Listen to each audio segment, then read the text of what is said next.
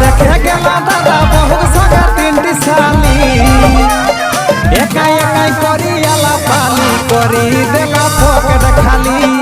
एकाई एकाई करी आला पाली करी देला पॉकेट खाली।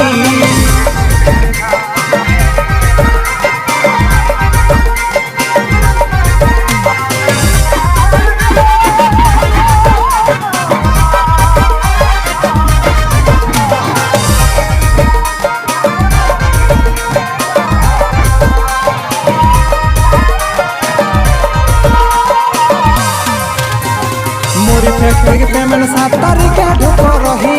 एटीएम ले छाड़ावे ते पावर हद जोही मोरी फैक्ट्री के पेमेंट 7 तारीख